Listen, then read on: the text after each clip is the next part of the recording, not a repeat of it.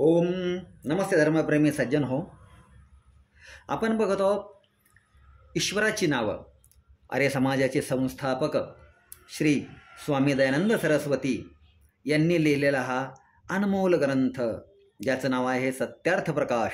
आणि त्यामध्ये स्वामीजींनी जे ऋषीमुनींनी आपल्याला जे व्याख्या सांगितलेल्या आहेत, पूर्वी ईश्वराच्या जे नावं आहेत त्याची व्याख्या, त्याचं विश्लेषण, ते स्वामींनी व्यवस्थित आपल्या मनुष्यांना समजण्यासाठी दिलेला आहे. तर हा ग्रंथ ज्याच्या घरामध्ये जाईल त्या घरामध्ये कधीही कन्वर्जन होणार नाही.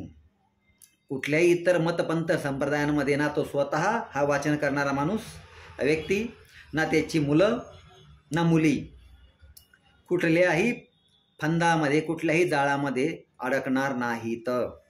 हा 100% गॅरंटी. याच्यामध्ये या पृथ्वीतलावर असणारे सर्व मतपंथ संप्रदाय, त्यांच्या पुस्तकात काय दिलेलं आहे, त्यांचं मत दुसऱ्यांविषयी काय आहे, त्याचं सरळ स्पष्ट विश्लेषण स्वामीजींनी या ग्रंथात केलेलं आहे. तर म्हणून जर आपल्या भावी पिढीला मतपंथ संप्रदायांमध्ये इतर जाण्यापासून वाचवायचं असेल, स्वधर्माचं रक्षण करायचं असेल, स्वधर्माविषयी अभिमान असेल, तर हा अमरग्रंथ अवश्य आपल्या घरात आणावा.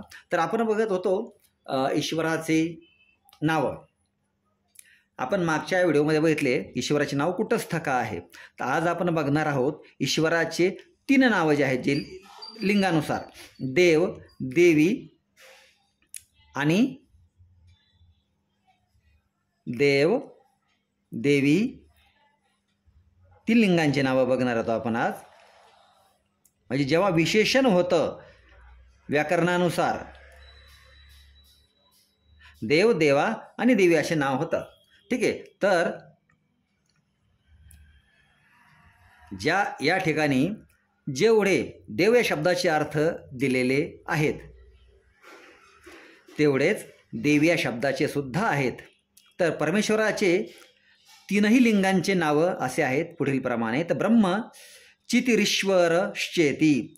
चितिरीश्वरश्चेती म्हणजे जेव्हा ईश्वराचे विशेषण होते तेव्हा देव, आणि जेव्हा चित्ती हे विशेषण होते तेव्हा देवा, आणि या देव आणि देवा यापासून मिळूनच ईश्वराचे नाव देवी असेही होते. म्हणजेच परमेश्वराचे नाव जे आहे ते 3ही लिंगांमध्ये आहेत. नपुंसकलिंगी, स्त्रीलिंगी आणि पुल्लिंगी 3ही लिंगांमध्ये ईश्वराचे नावं आहेत. ब्रह्म हे नपुंसकलिंगी आहे, चिती हे स्त्रीलिंगी आहे, आणि ईश्वर हे पुल्लिंगी आहे. तर ज्यावेळी ईश्वर शब्दाचे विशेषण असते तेव्हा देव, बरोबर आहे का नाही, आणि जेव्हा चिती या शब्दाचे विशेषण असते तेव्हा देवी, आणि जेव्हा देवी रूप होते. आणि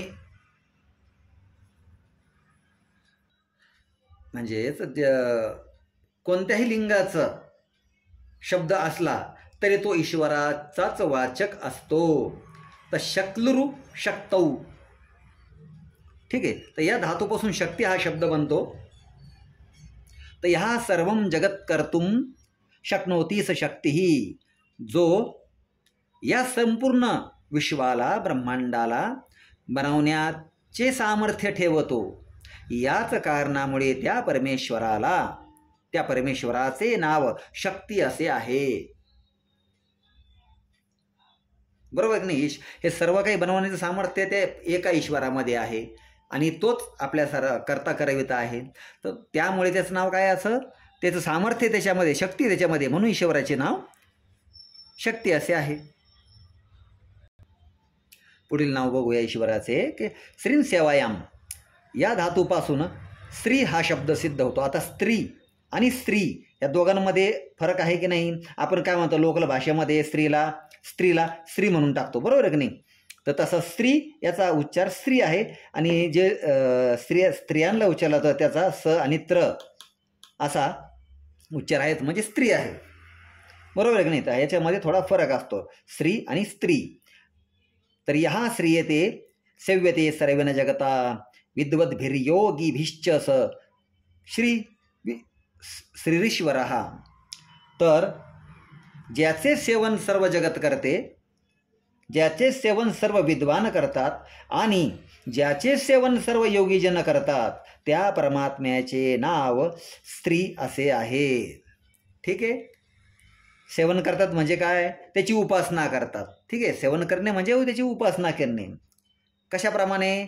पतंजली ऋषींनी सांगितलेल्या प्रमाणे, जे त्यांनी योगदर्शनमध्ये दिलेलं आहे, अष्टांग योगाचं पालन. ठीक आहे श्रोतेगण हो.